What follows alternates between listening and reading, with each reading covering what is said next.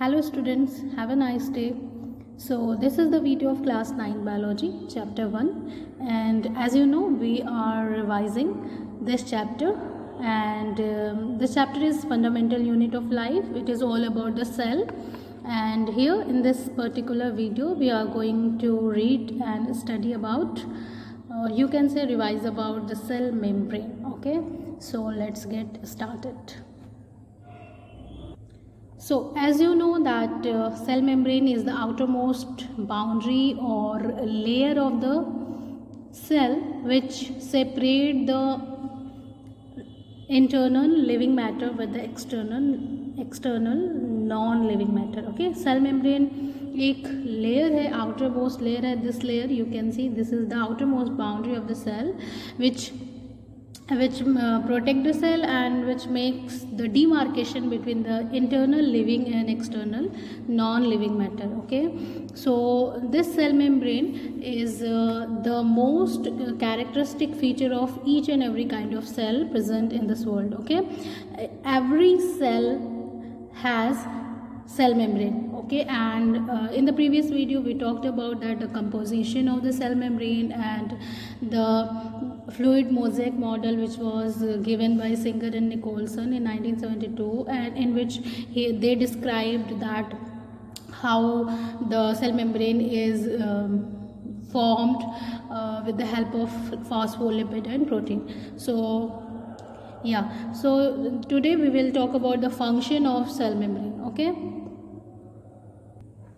Okay, this is the fluid mosaic model of cell membrane, and here you can see this is the bilayer of phospholipid, and these are the proteins. These are the proteins which are randomly found in between the molecules of phospholipid. Okay, so if we talk about the function of the cell membrane, then you know that the cell membrane is the outermost boundary of the cell, so it gives shape. So first function you can write about the cell membrane is it gives shape. Okay, it gives shape to the cell. Secondly, you can say that because this is the outermost boundary of the cell, so it helps in protection. It protects the cell. Okay, protection. So you can say that the cell membrane protects the cell from outer environment. Okay, and you know that if anything has to enter into the cell or anything has to exit from the cell, so it will have to cross the cell membrane. अगर किसी भी molecule को cell के अंदर enter करना है या फिर सेल से एग्जिट करना है तो उसको सेल मेम्ब्रेन को क्रॉस करना पड़ेगा. Okay, and so you can write that the cell membrane helps in the transportation of substance in and out of the cell. Okay, तो थर्ड आप लिख सकते हो transportation.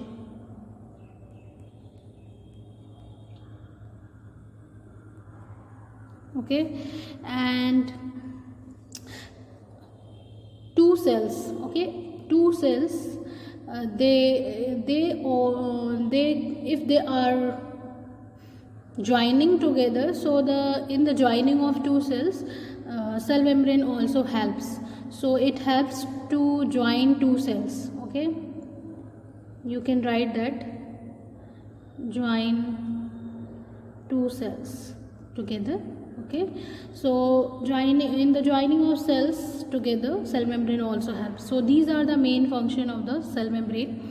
And if we talk about the transportation across the cell membrane, so it is very important topic and it is given in your chapter, so we will discuss about the transportation across the cell membrane in detail. Okay, transportation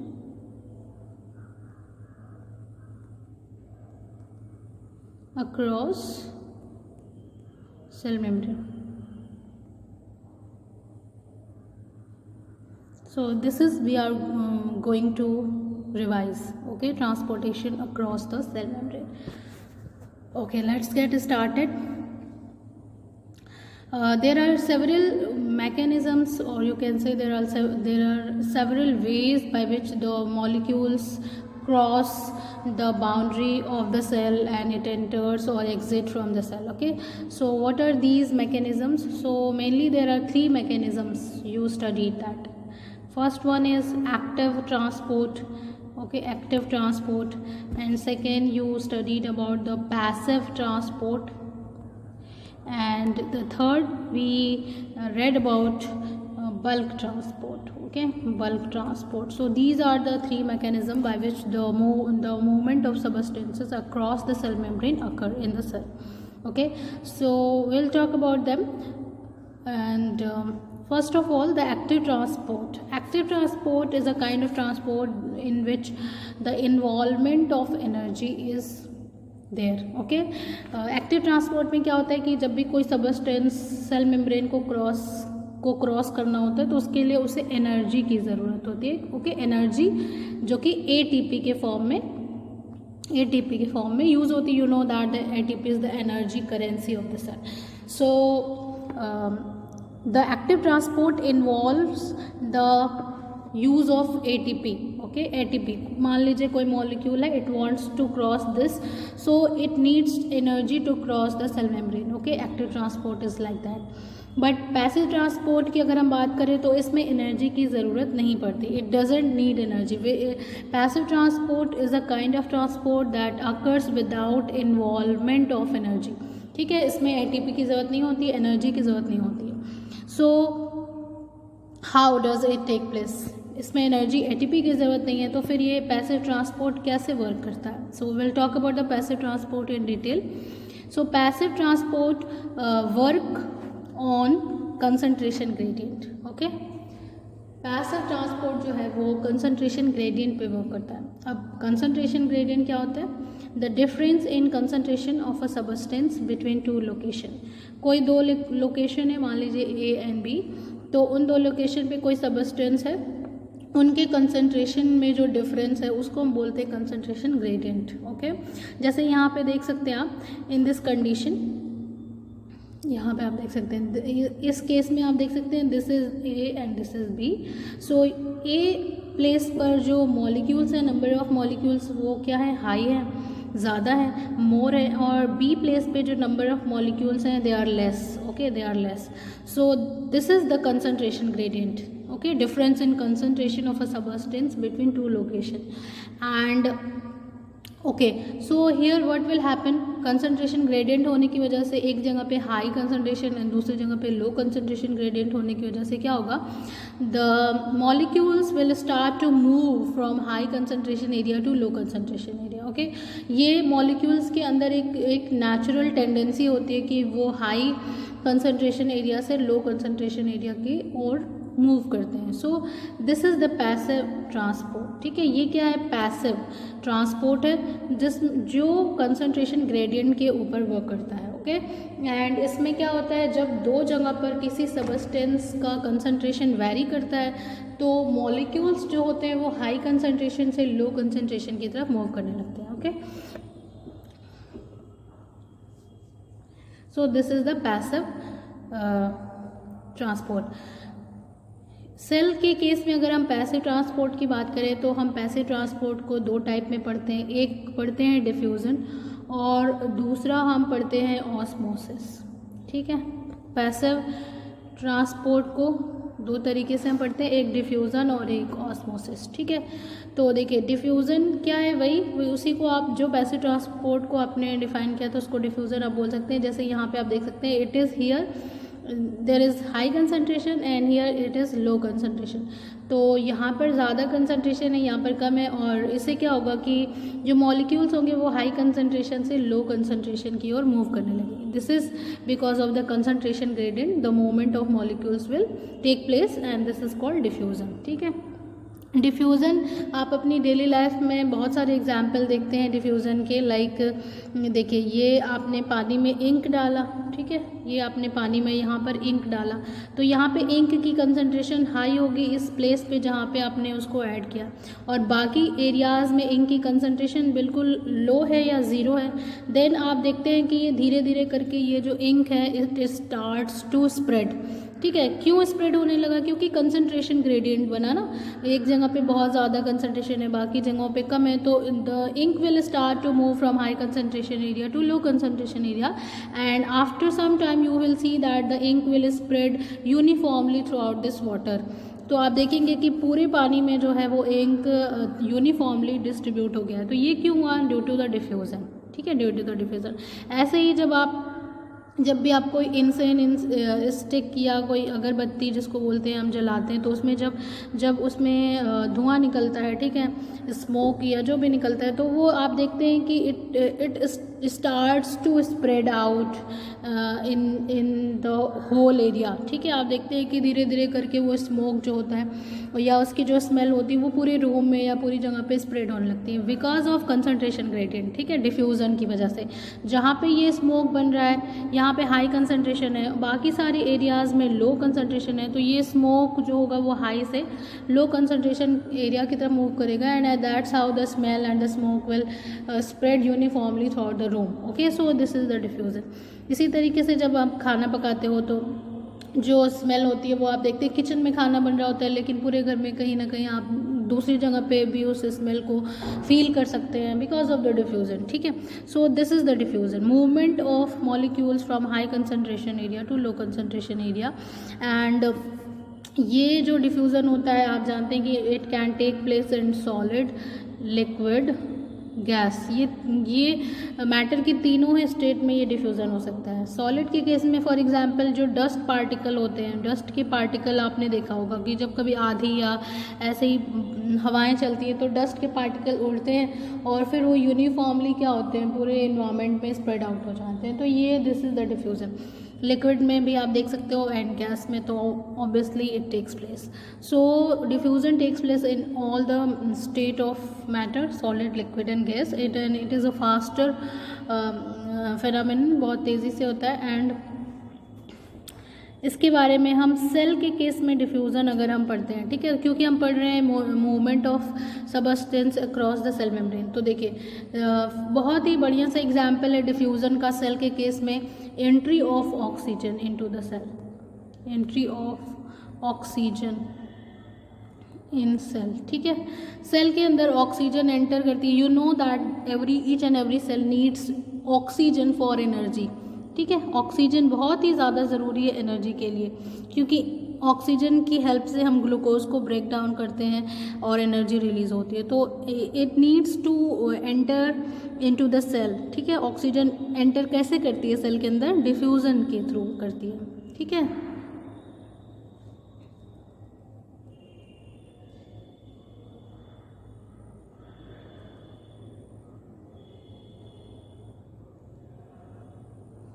how the oxygen enter into the cell? By diffusion. कैसे? देखिए अंदर cell के अंदर जो oxygen है वो used up हो जाती है इन द रिस्पायरेशन, तो यहाँ पे ऑक्सीजन का कंसंट्रेशन लो हो जाता है, ठीक है, लो हो जाता है।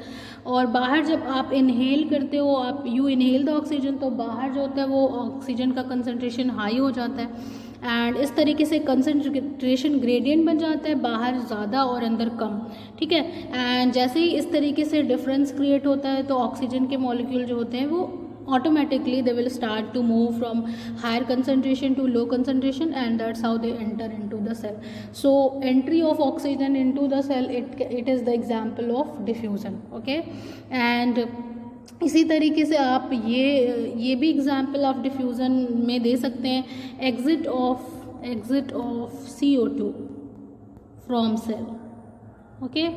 सेल से जो कार्बन डाइऑक्साइड बाहर निकलती है वो डिफ्यूज़न के थ्रू ही निकलती है, डिफ्यूज़न के थ्रू ही निकलती है, ठीक है। देखिए क्या होता है कि आप जानते हैं कि जब सेल के अंदर रिस्पायरेशन होती है तो CO2 प्रोड्यूस होती है एज अ वेस्ट मटेरियल। तो अंदर देखिए अंदर रिस्पायरेशन हो रही है तो CO2 बनती जा रही है, तो इससे CO2 का कंसंट्रेशन बाहर क्या हो जाएगा? हाई हो जाएगा, और ऑब्वियसली सेल के बाहर the concentration of carbon dioxide will be low.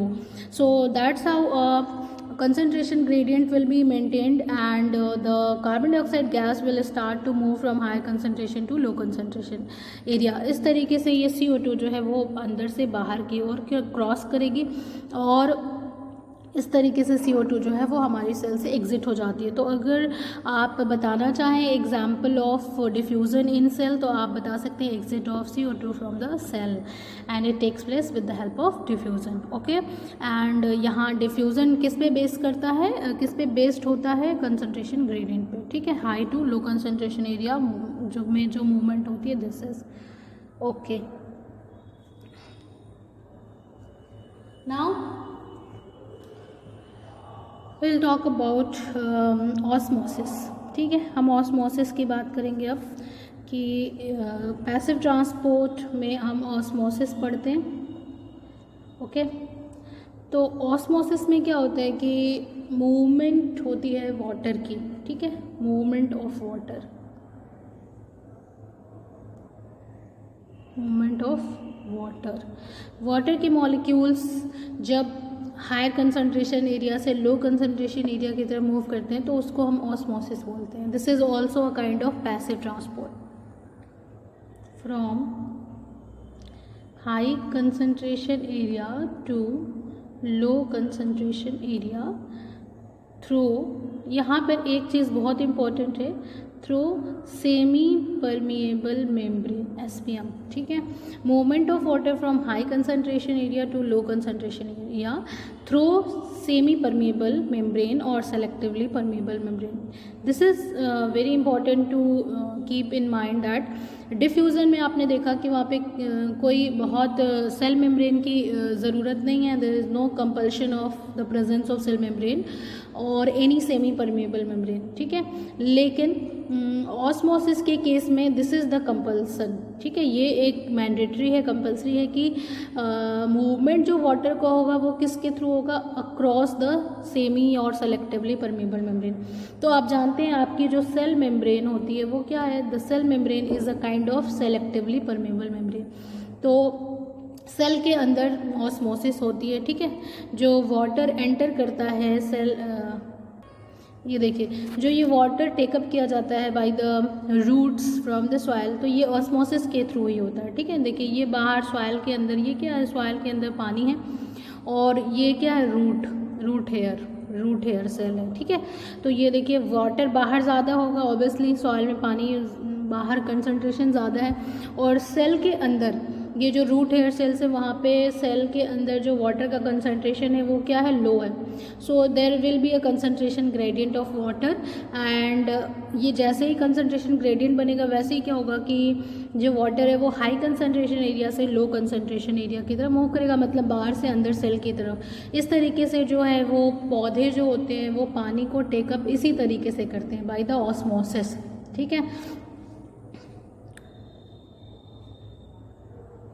So like you can see here, यहाँ पे देखिए ये बीच में सेमी परमिएबल मेम्ब्रेन है। ठीक है, बीच में सेमी परमिएबल मेम्ब्रेन है और यहाँ पे वाटर की मॉलिक्यूल है और यहाँ पर भी वाटर के मॉलिक्यूल हैं। ओके, और इसमें आप देख सकते हैं वाटर के मॉलिक्यूल में शुगर के मॉलिक्यूल भी ऐड है। और यू कैन सी हियर, आप नोटिस कर सकते हैं यहाँ पे वाटर का जो कंसंट्रेशन है वो हाई है और यहाँ पे वो वाटर का कंसंट्रेशन लो है। And you can see the maximum water is moving towards the low concentration area through this semi permeable membrane. So this is the osmosis. इसी को आप क्या बोलते हैं, osmosis, movement of water molecule from high concentration area to low concentration area through the semi permeable membrane. Okay, अगर हम cell की बात करें तो इस तरीके से देखिए क्या होता है कि सेल के अंदर जो मूवमेंट ऑफ वाटर होती है, ठीक है, अक्रॉस द सेल मेम्ब्रेन जो वाटर की मूवमेंट होती है वो वाटर के अंदर जो सॉल्यूट होता है उस पर भी डिपेंड करती है। ठीक है, सॉल्यूट, जैसे मान लीजिए कि कोई दो एरिया, ओके, सपोज कि ये कोई कंटेनर है A और ये कोई कंटेनर है B। ठीक है, तो यहाँ पे जो है वो वाटर के मॉलिक्यूल है, यहाँ पर कोई solution, if you take an solution, ठीक है, आपने सोल्यूशन लिया, यहाँ पे वाटर की मॉलिक्यूल है, ठीक है, यहाँ पर भी वाटर की मॉलिक्यूल है, लाइक दिस। ओके, सो और इस क्योंकि ये सोल्यूशन है तो वाटर सॉल्वेंट होता है तो इसके अंदर कोई सोल्यूट भी होगा। ठीक है, सपोज यहाँ पे कोई सोल्यूट है, ठीक है, और यहाँ पे ज़्यादा सोल्यूट है, सोल्यूट ज़्यादा है। ठीक है, यहाँ पे सोल्यूट ज़्यादा है और यहाँ पे सोल्यूट कम है, ओके, सोल्यूट का कंसंट्रेशन इसमें कम है और इस वाले केस में ज़्यादा है। सो व्हाट विल हैपन, अगर आप इसको इस तरीके से जोड़ दें, अगर आप इसको कनेक्ट कर दें तो क्या होगा, कैन यू गेस क्या होगा? देखिए वाटर का कंसंट्रेशन तो दोनों जगह पे सेम है, वाटर का कंसंट्रेशन दोनों जगह पे इक्वल है, ठीक है, यहाँ पे भी जितना है इसमें इस केस में भी इतना ही है, लेकिन जो सॉल्यूट का कंसंट्रेशन है यू कैन सी दैट कि यहाँ पे ज़्यादा है और यहाँ पे कम। तो मूवमेंट ऑफ वाटर जो होती है वो सॉल्यूट के कंसंट्रेशन पे भी डिपेंड करती है। देखिए क्या होगा, यहाँ पे ज़्यादा सॉल्यूट का कंसंट्रेशन, यहाँ पे कम, तो क्या होगा कि इन दिस केस जो वाटर की मूवमेंट होगी वो किधर होगी, जहाँ पे ज़्यादा सॉल्यूट का कंसंट्रेशन होगा उधर होगी, ठीक है, उधर की तरफ होगी।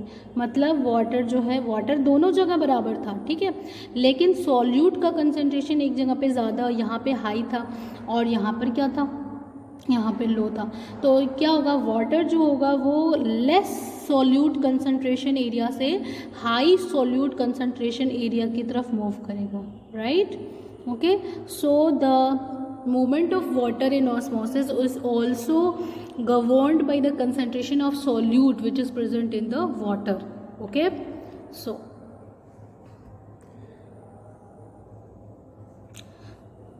So on the basis of the concentration of the solute in any solution, the solution can be three type, isotonic, hypotonic और hypertonic, ठीक है।